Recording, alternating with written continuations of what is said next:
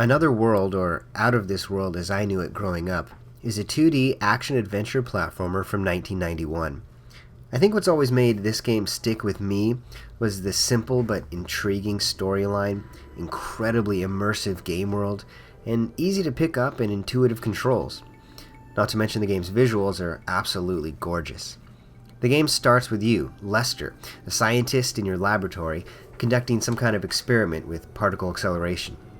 A storm outside sends a bolt of lightning crashing into the laboratory, disrupting the experiment and transporting you to an alien world. It's here where the game seamlessly transitions from cutscene to the actual gameplay. And if you're not paying attention, you could likely die within the first few seconds of the game. In fact, you're probably going to die a lot, so you might as well just get used to it.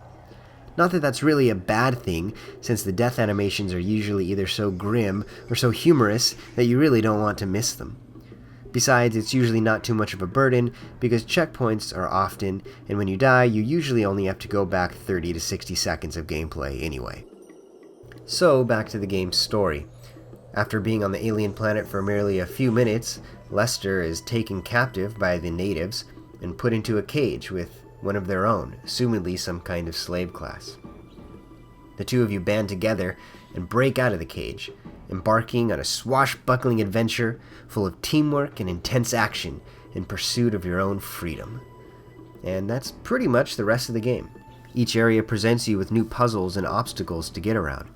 The first playthrough of the game may take about 1 to 2 hours to figure out, and then you can beat the game in about 30 minutes. The controls themselves are so easy to pick up and intuitive. In addition to the directional keys, there's really only 2 buttons, the jump key and the action key, which controls everything from running to using your gun to interacting with things. But having just 2 buttons doesn't feel limiting at all. The game makes you feel like you can do so much with so little. By today's standards, a game that's an hour long may seem kind of small.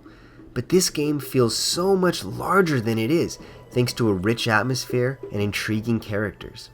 There's almost no dialogue in the entire game, and yet the creator somehow managed to make this dynamic between the 2 protagonists, a friendship that I actually care about. I'm interested in their struggle, and I want to see it through. In addition to that, the world itself is just so compelling, a sprawling city begging to be explored, action and adventure around every corner. The creator truly did make another world, one that I would gladly visit time and time again.